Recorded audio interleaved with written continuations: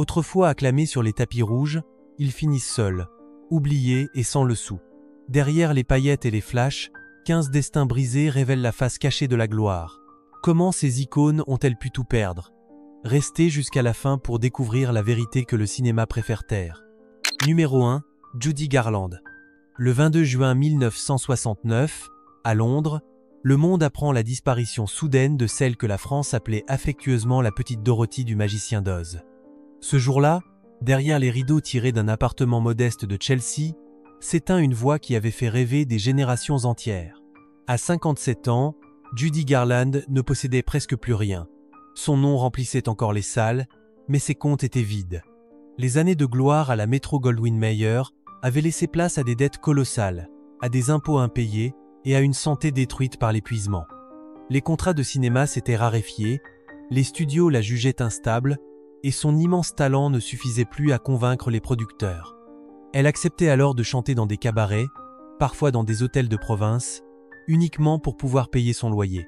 Les spectateurs français qui la découvraient sur les écrans du Gaumont Palace ignoraient qu'à ce moment-là, la star dormait souvent sur des canapés d'amis ou dans des chambres prêtées. Durant les dernières années, elle avait tenté plusieurs tournées en Europe, notamment à Paris, où elle retrouvait encore un public fidèle. Mais les cachets, souvent versés avec retard, ne couvraient plus ses frais. Elle vivait au jour le jour, vendant ses bijoux, ses souvenirs de tournage et parfois même les costumes qu'elle avait conservés. Cette précarité contrastait tragiquement avec son image d'icône hollywoodienne, symbole de la réussite et du rêve américain. Ses proches racontent qu'elle parlait souvent de retourner au théâtre, de remonter sur scène une dernière fois pour prouver qu'elle n'avait pas disparu.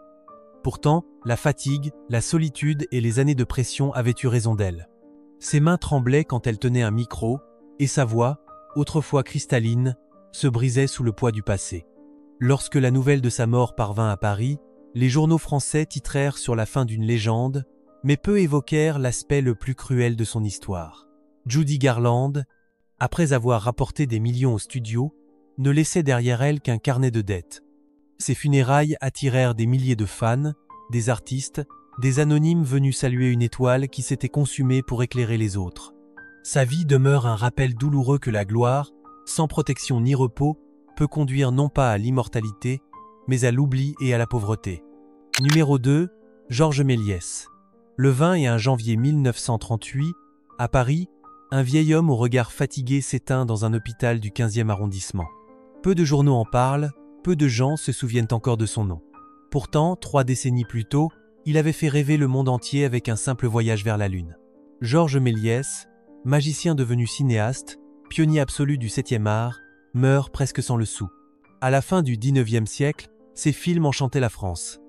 Les spectateurs du théâtre Robert Houdin découvraient pour la première fois les trucages, les métamorphoses, les apparitions et les disparitions. Il inventait le montage, les effets spéciaux et le cinéma de fiction avant tout le monde. Mais la gloire fut brève.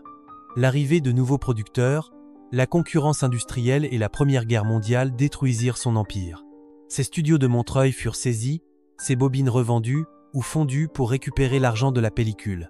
À partir des années 20, Georges Méliès n'était plus qu'un nom dans les manuels. Ses anciens collègues l'avaient oublié, les spectateurs aussi. Il tenta de vendre quelques jouets mécaniques, des cartes postales et des friandises à la gare Montparnasse, aidé par sa femme Jehanne d'Alcy. Les passants ignoraient qu'ils achetaient des bonbons à l'homme qui avait inventé le cinéma fantastique. Derrière son comptoir, il racontait parfois, d'une voix lasse, les tournages d'autrefois, les acteurs déguisés en étoiles et les fusées en carton. Peu l'écoutaient. Malgré tout, il conserva une dignité rare. Il refusait la pitié, parlait encore avec passion de ses machines et de ses illusions. Quelques journalistes le redécouvrirent à la fin de sa vie, fascinés par ce génie oublié. En 1929, la Cinémathèque française débuta un travail de restauration de ses films.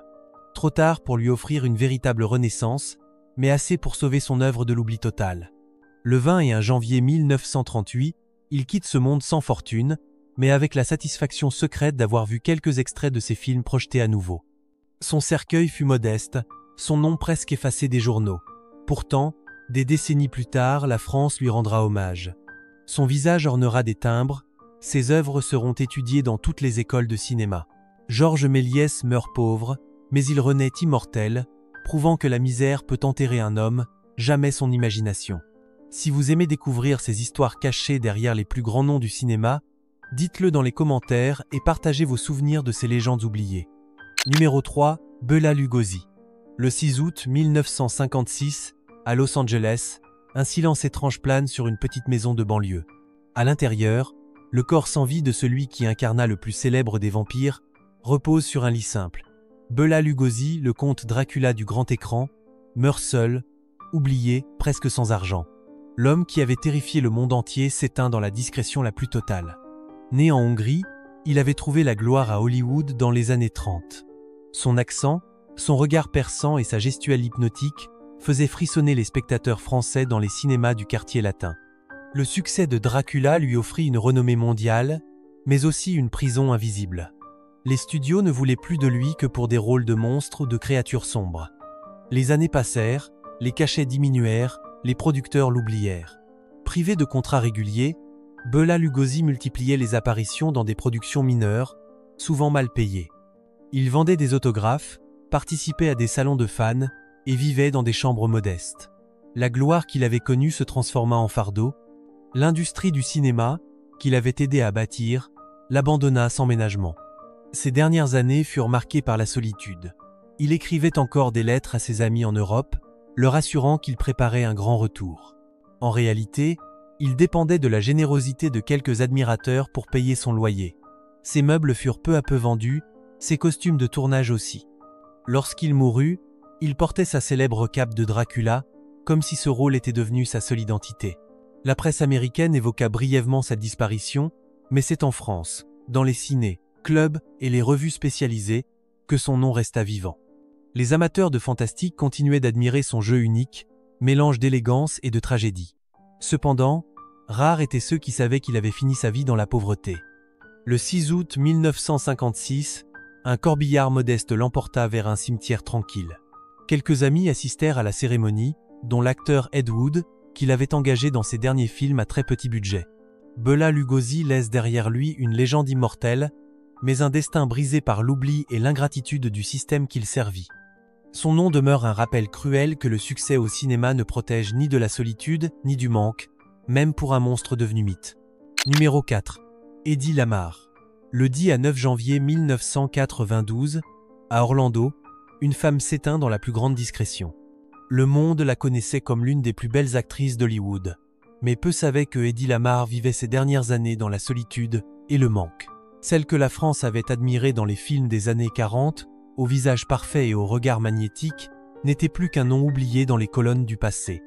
Née à Vienne, elle avait conquis l'Europe avant de briller sur les écrans américains.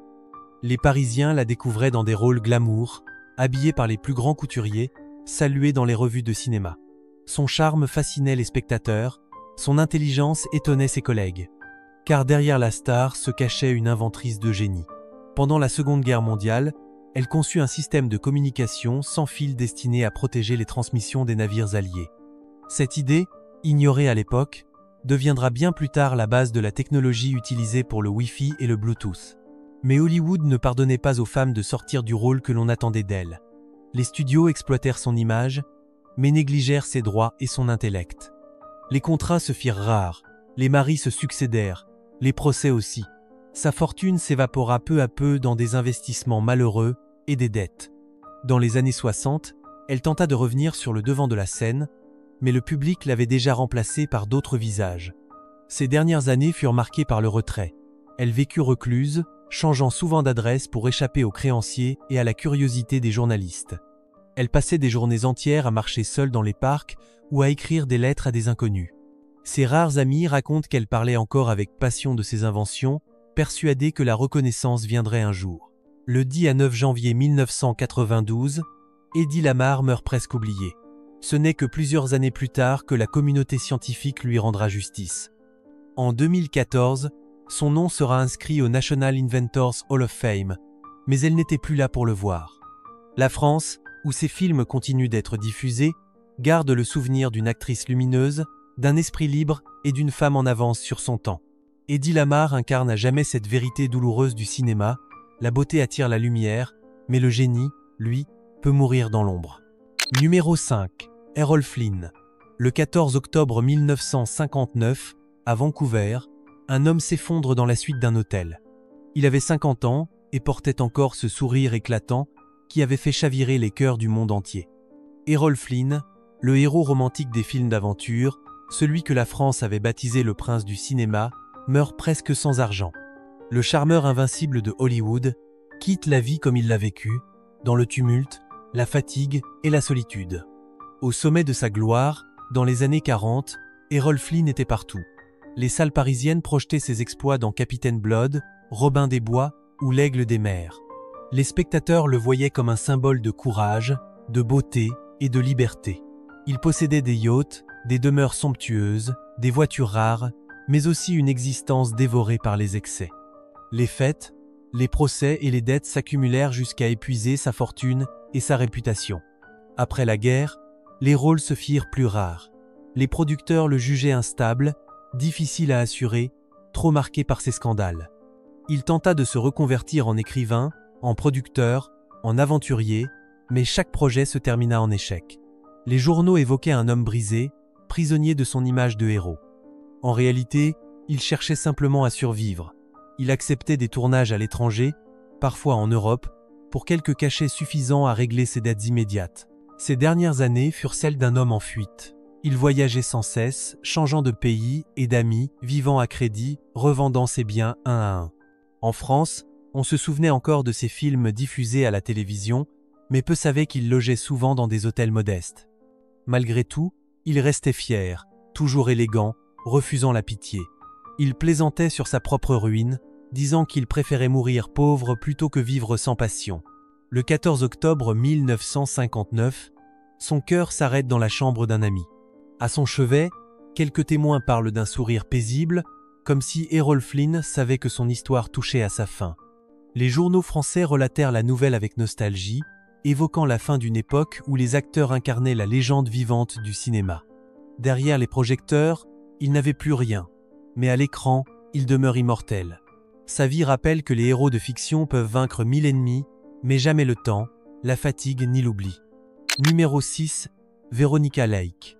Le 7 juillet 1969, à Burlington dans le Vermont, une femme au visage fatigué s'éteint dans une chambre d'hôpital presque vide.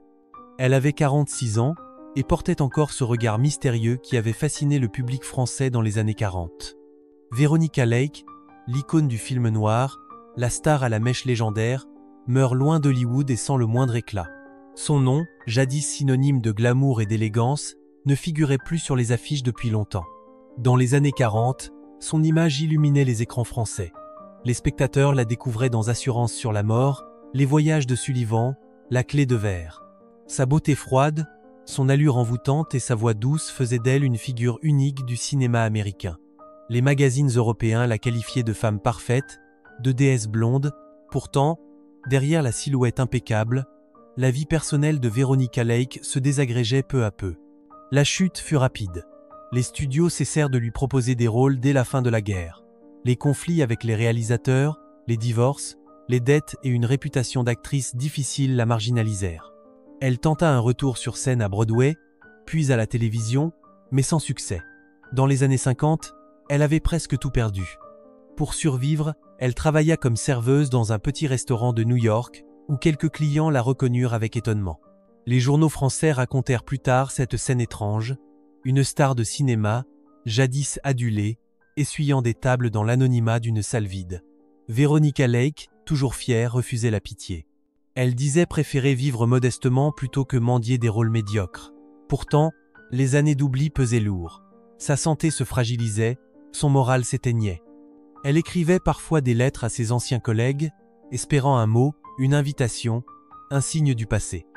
Peu répondirent. Le 7 juillet 1969, elle meurt discrètement. Ses obsèques furent simples, presque secrètes. Quelques fans apprirent la nouvelle par la presse et lui rendirent hommage. Ce n'est qu'après sa mort que son image fut redécouverte par les cinéphiles, qui virent en elle une figure tragique du cinéma américain. En France, ses films sont encore projetés dans les cinémathèques, preuve que le charme de Veronica Lake n'a jamais vraiment disparu. Elle laisse derrière elle un éclat brisé, celui d'une étoile tombée du ciel du cinéma, mais dont la lumière continue de traverser le temps. Si cette histoire vous a touché, dites-le dans les commentaires, et partagez votre souvenir de cette actrice inoubliable. Numéro 7. Joséphine Baker. Le 12 avril 1975, à Paris, la capitale se réveille avec une nouvelle bouleversante. La muse des années folles, la femme qui avait fait danser la France entière, s'en est allée dans la nuit.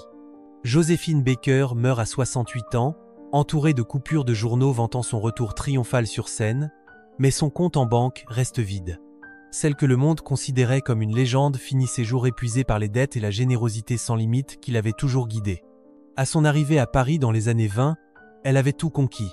Sa peau brune, son sourire éclatant et son audace fascinaient le public français. Elle apportait à la scène parisienne une énergie nouvelle, un souffle de liberté. Le music-hall ne jurait plus que par elle. Les affiches de ses spectacles couvraient les murs de Montmartre et des Champs, Élysées. Les journaux la proclamaient reine du Paris moderne. Mais derrière les plumes et les strass se cachait une femme au cœur immense, qui dépensait tout ce qu'elle gagnait pour aider les autres. Après la guerre, Joséphine Baker consacra sa fortune à l'achat du château des Milandes, en Dordogne. Elle y éleva 12 enfants adoptés de pays différents, qu'elle appelait sa tribu arc-en-ciel. Son rêve était de prouver que la fraternité entre les peuples pouvait exister. Mais ce rêve coûta cher. Les réparations, les charges, les tournées pour entretenir le domaine vidèrent ses comptes.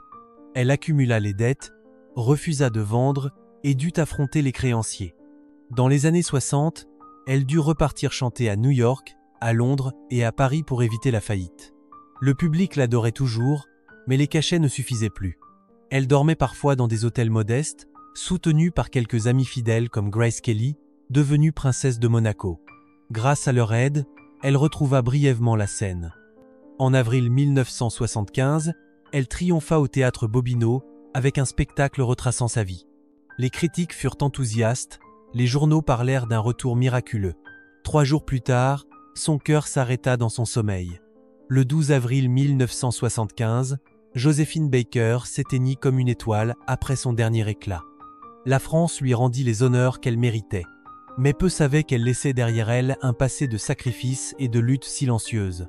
Joséphine Baker restera pour toujours l'image d'une femme libre, aimée de tous, mais usée par la générosité d'un cœur trop grand pour ce monde. Numéro 8, Gary Coleman. Le 28 mai 2010, à Provo dans l'Utah, le monde apprend la disparition d'un visage familier de la télévision. Gary Coleman, l'enfant star de la série Arnold et Willy, s'éteint à 42 ans, loin de la gloire et des rires du petit écran. En France, des millions de téléspectateurs se souviennent encore de son sourire espiègle et de sa phrase culte. Pourtant, derrière ce sourire se cachait une vie marquée par les injustices et la pauvreté. Dans les années 80, Gary Coleman était l'un des acteurs les mieux payés de la télévision américaine. Les chaînes françaises diffusaient ses épisodes à 1 heure de grande écoute, et les enfants l'adoraient. On croyait alors qu'il vivrait une vie d'abondance et de succès. Mais la réalité fut tout autre. Ses parents et ses conseillers financiers prirent le contrôle de ses revenus, accumulant des dépenses extravagantes tandis que lui ne voyait presque rien de sa propre fortune. À l'adolescence, il découvrit qu'il ne possédait plus rien. Les studios cessèrent de lui proposer des rôles, sa croissance ralentie à cause d'une maladie rénale limitait les personnages qu'il pouvait incarner.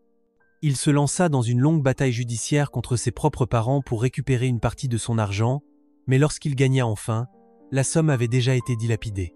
Les années suivantes furent une suite de difficultés. Il travailla comme agent de sécurité, vendit des autographes dans des conventions, participa à des émissions pour survivre. Le public français, qui gardait de lui l'image d'un enfant drôle et malicieux, ignorait qu'il vivait souvent dans de petites locations à la périphérie des grandes villes. Ses problèmes de santé s'aggravaient, ses traitements coûtaient cher et sa situation financière restait fragile. Malgré tout, Gary Coleman conservait un certain humour sur son propre destin. Il plaisantait parfois avec les journalistes, disant qu'il avait connu la gloire trop tôt et la réalité trop vite. Il rêvait encore de tourner un film sérieux, de prouver qu'il n'était pas seulement un visage d'enfant. Ce rêve resta inachevé. Le 28 mai 2010, il succombe à la suite d'une chute accidentelle chez lui. Ses funérailles furent simples, à l'image de ses dernières années. Les fans du monde entier, notamment en France, pleurèrent la disparition de celui qui avait apporté tant de rire à leurs enfances. Gary Coleman restera dans les mémoires comme l'un de ces visages lumineux qu'Hollywood a fait briller avant de les laisser s'éteindre dans l'ombre du temps. Numéro 9. Mae Murray. Le 23 mars 1965, à Los Angeles, une femme âgée ferme les yeux dans le silence. Elle avait 80 ans et portait encore, malgré la fatigue, une élégance naturelle que le temps n'avait pas pu effacer. Mae Murray, la star du cinéma muet surnommée la fille qui a la bouche qui rit, s'éteint dans la pauvreté après avoir connu l'une des plus fulgurantes ascensions d'Hollywood. Au début du XXe siècle, son visage illuminait les écrans du monde entier. En France, ses films muets étaient projetés dans les cinémas des boulevards parisiens. Les spectateurs admiraient sa grâce, ses costumes somptueux, ses gestes dansés. Elle fut l'une des premières actrices à incarner la modernité et l'émancipation féminine. À l'époque, on la comparait à une reine du grand écran. Elle possédait des maisons luxueuses, des bijoux et fréquentait les plus grands réalisateurs. Mais le passage du muet au parlant changea tout. Sa voix, jugée trop singulière, déplut au studio. Les producteurs cessèrent de lui offrir des rôles. Elle tenta de financer ses propres films, mais sans succès. Son mari, un noble Européen ruiné, la quitta en emportant une grande partie de sa fortune. Peu à peu, Mae Murray se retrouva sans ressources. Les journaux de l'époque mentionnèrent brièvement ses difficultés, mais personne ne s'imaginait à quel point la star avait tout perdu. Dans les années 40, elle errait parfois sur Hollywood Boulevard, racontant à ceux qui voulaient bien l'écouter qu'elle allait bientôt tourner un nouveau film. En réalité, elle vivait d'aides caritatives et de la générosité d'anciens amis. Quelques cinéastes français, admirateurs de son œuvre, tentèrent de lui rendre hommage dans des articles de revues spécialisées. Ils rappelaient qu'elle avait été l'une des premières à mêler la danse et le cinéma, ouvrant la voie à tout un genre de films musicaux. Ces dernières années furent marquées par l'oubli. Elle fut accueillie dans une maison de retraite réservée aux anciens artistes. Là, elle continuait de parler de ses films, de ses robes, de ses triomphes passés. Le personnel disait qu'elle aimait se coiffer avant chaque repas, comme si une caméra allait soudain s'allumer devant elle. Le 23 mars 1965, Mae Murray quitte ce monde sans richesse, mais avec la dignité de celles qui ont connu la lumière. Son histoire, souvent ignorée, rappelle la fragilité du succès à Hollywood. En France, ses films muets continuent d'être projetés dans les festivals, preuve qu'au-delà de la pauvreté, son art, lui, n'a jamais cessé d'exister. Numéro 10, Olive Borden. Le 30e octobre 1947, à Los Angeles, une femme s'éteint dans un foyer pour femmes démunies. Elle n'a que 41 ans, mais son visage porte déjà les traces d'une vie bouleversée. Olive Borden, autrefois appelée l'ange du muet, meurt oubliée de tous, elle qui fut l'une des plus éclatantes actrices de l'âge d'or du cinéma silencieux. Dans les années 20, son nom brillait aux côtés des plus grands. En France, ses films étaient projetés dans les salles prestigieuses du boulevard des Capucines. On louait sa beauté, sa grâce et sa présence lumineuse. Les journaux français publiaient ses portraits en couverture, décrivant son style et sa voix douce que le public n'entendait pas encore. Les producteurs la considéraient comme la nouvelle étoile d'Hollywood, capable de rivaliser avec Gloria Swanson et Clara Bow. Mais à la fin de la décennie, tout changea. Le cinéma parlant fit son apparition, bouleversant le destin de nombreux acteurs. La voix d'Olive Borden, jugée trop marquée, ne séduisit pas les studios. Les contrats furent rompus, les projets annulés. Les producteurs, obsédés par la nouveauté, la remplacèrent par d'autres visages. En quelques mois, la star disparut des écrans. Fière et indépendante, Olive refusa de jouer dans des films qu'elle jugeait médiocres. Elle dépensa le peu qui lui restait pour tenter de financer ses propres projets, mais la crise économique de 1929 ruina tous ses espoirs. Les dettes s'accumulèrent, sa maison fut vendue et ses amis se firent rares. Elle travailla un temps dans les hôpitaux militaires pendant la guerre, lavant les sols et servant les repas, loin des projecteurs et des tapis rouges. Les journaux français évoquèrent brièvement son destin tragique, soulignant l'ironie d'une femme qui avait tout connu, de la gloire à l'oubli. Ceux qui l'avaient admirée sur les écrans refusèrent de croire qu'elle vivait désormais sans toit stable. Pourtant, c'était la vérité. Le 30e octobre 1947, Olive Borden s'éteint paisiblement. Aucun grand producteur, aucun journaliste ne se déplace à ses funérailles. Seules quelques compagnes du foyer assistent à la cérémonie. Elle laisse derrière elle une poignée de films muets qui témoignent encore de son immense talent. En France, ses œuvres sont redécouvertes dans les cinémathèques, où son visage apparaît comme un souvenir fragile du cinéma d'antan. Olive Borden incarne, pour toujours, la beauté brisée par le temps, symbole d'une gloire éphémère que la pauvreté n'a pas pu effacer des mémoires. Si cette histoire vous a ému, écrivez dans les commentaires le nom d'une autre actrice oubliée que vous aimeriez revoir briller à l'écran. Numéro 11, Nita Naldi. Le 10 à 7 février 1971, à New York, une femme âgée ferme doucement les yeux dans une petite chambre d'hôtel.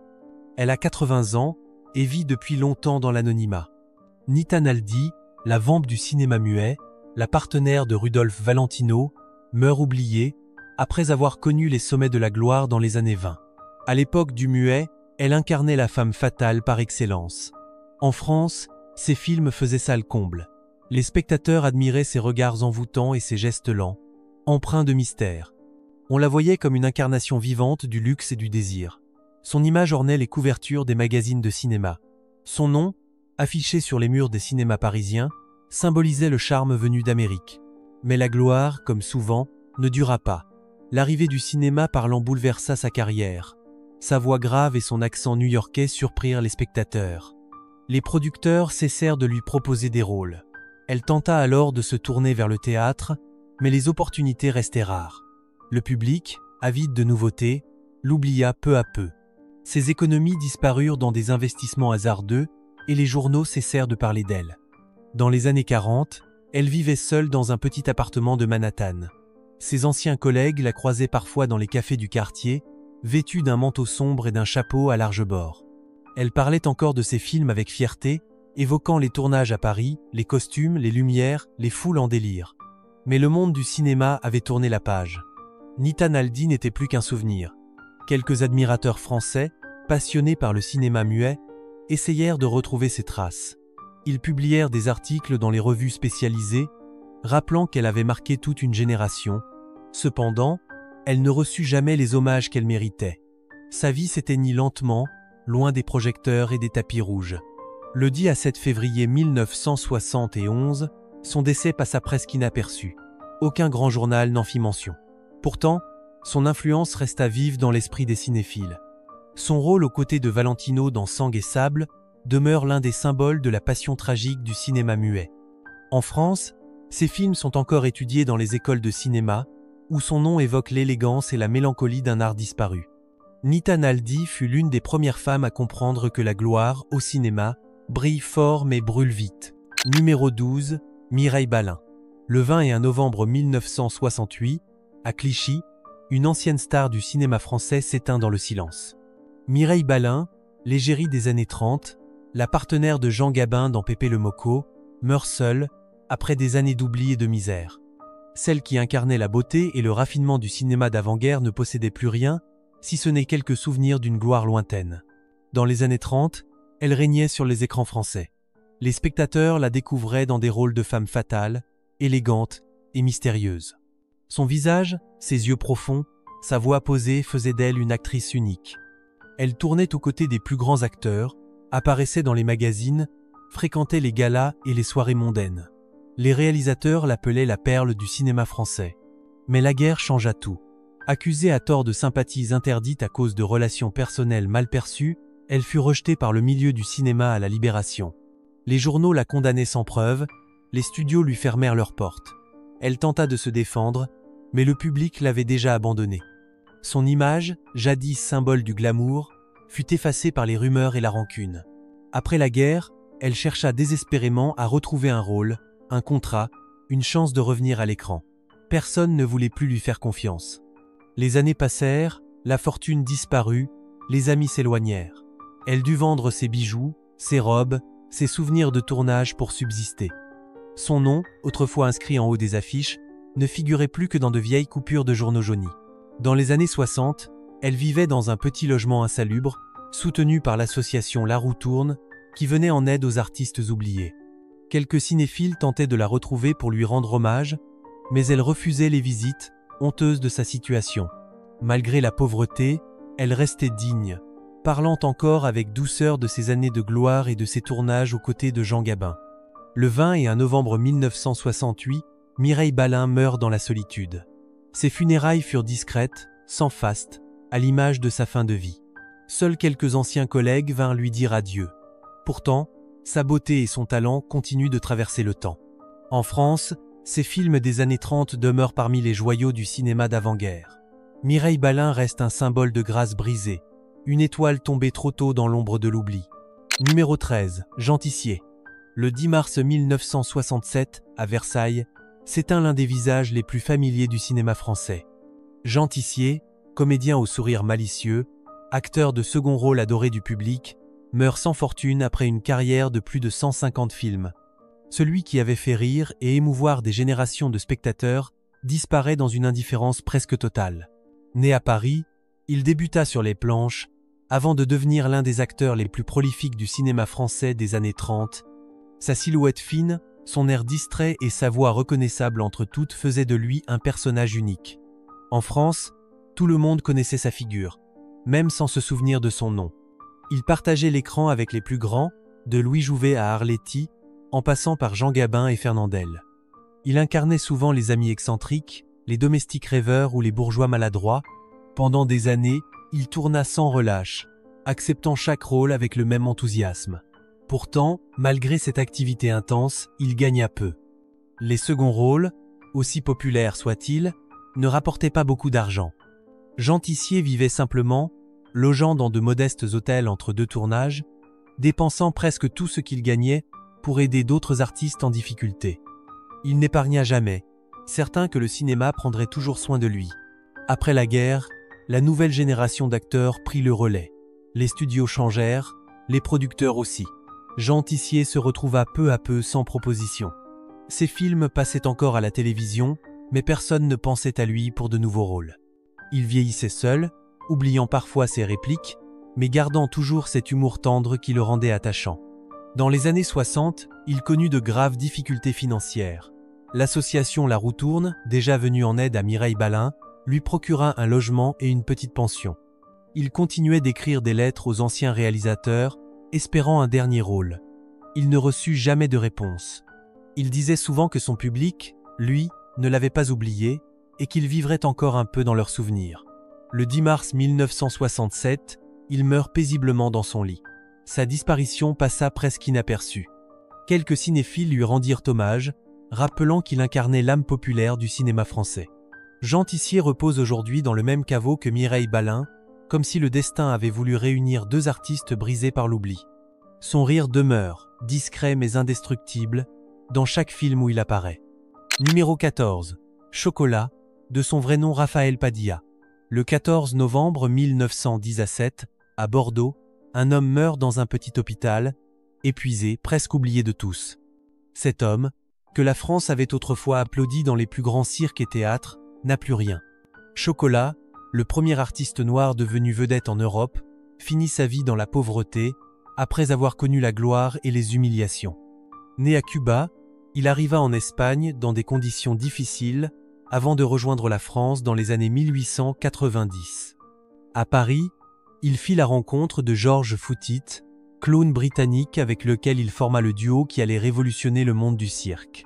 Ensemble, ils firent rire toute la capitale. Footit jouait le clown autoritaire, Chocolat le souffre-douleur naïf et joyeux.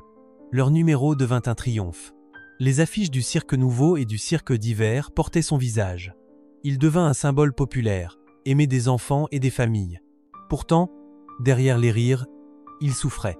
La société de l'époque ne voyait en lui qu'un comique exotique, jamais un artiste complet.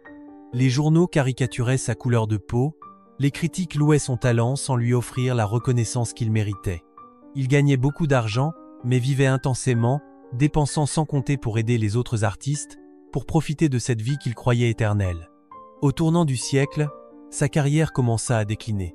Le public changeait, les nouveaux spectacles arrivaient. Son duo se sépara, et Chocolat tenta de poursuivre seul. Il joua dans des pièces de théâtre à Paris, parfois même dans des films muets, devenant ainsi l'un des premiers acteurs noirs du cinéma français. Mais le succès n'était plus au rendez-vous. Les producteurs refusaient de l'engager, les dettes s'accumulaient. Il quitta Paris pour Bordeaux, espérant y trouver du travail dans les cirques de province. Les années passèrent, les contrats se firent rares. Il vivait de petits cachets, dormant souvent dans les loges ou chez des amis. Son corps fatigué ne supportait plus les acrobaties. Le 14 novembre 1917, Raphaël Padilla meurt dans la pauvreté. Son enterrement se déroula dans un modeste cimetière, sans musique, sans public. Quelques compagnons de cirque lui rendirent hommage en silence. Longtemps oublié, il fut redécouvert au XXIe siècle comme un pionnier de la scène française. Chocolat demeure aujourd'hui un symbole d'espoir et de dignité, celui d'un artiste qui fit rire la France entière avant de sombrer dans l'ombre, mais dont le nom, enfin, renaît à la lumière. Numéro 15, Lia de Pouty. Le 27 novembre 1931, à New York, une femme meurt dans un hôpital après plusieurs semaines de souffrance. Elle n'a que 38 ans, son nom ne dit plus grand-chose au public américain, mais en Europe, et surtout en France, il fut autrefois synonyme de mystère et de séduction. Lia de Pouty, l'actrice hongroise aux yeux sombres, symbole du cinéma muet, disparaît dans l'oubli, ruinée et seule, après avoir enchanté les écrans du monde entier. Dans les années 20, son visage fascinait les spectateurs français. Elle incarnait la vampe idéale, à la fois sensuelle et tragique. Ses films, tels que Variété ou Le Prince et la Danseuse, étaient acclamés dans les salles parisiennes. Les critiques louaient sa présence hypnotique, sa gestuelle délicate, son regard capable d'exprimer 1000 émotions sans un mot. On la comparait souvent à Paula Negri ou à Greta Garbo, mais Lia de Pouty avait cette fragilité que les autres n'osaient pas montrer. Puis vint l'arrivée du cinéma parlant. Comme tant d'autres acteurs du muet, elle ne réussit pas à franchir cette frontière. Son accent d'Europe centrale dérangeait les studios américains. Les rôles se firent rares. Les producteurs se détournèrent d'elle. Elle tenta de revenir en Europe, mais les temps avaient changé. Les nouvelles stars prenaient la lumière, et Lia de Pouty sombra dans l'oubli. La fortune amassée pendant les années de gloire disparut rapidement. Les dépenses somptueuses, les voyages, les maisons de luxe laissèrent place à la précarité. Elle écrivit plusieurs lettres à ses anciens collaborateurs, espérant un rôle, un projet, une chance de recommencer. Personne ne répondit. Peu à peu, elle s'éloigna du monde du cinéma, vivant dans de modestes pensions, changeant souvent de ville. Son dernier espoir fut un retour sur scène à New York, mais la santé ne suivit plus. Elle tomba malade à l'automne 1930 et fut hospitalisée dans des conditions précaires. Le 27 novembre de la même année, elle s'éteignit, presque sans bruit. Les journaux n'en parlèrent que brièvement, rappelant qu'elle fut jadis l'une des plus belles figures du muet. Aujourd'hui encore, ses films restaurés rappellent la finesse de son jeu et la poésie de son regard. En France, les cinéphiles redécouvrent son nom, celui d'une actrice qui connut tout, la gloire, l'amour et la chute.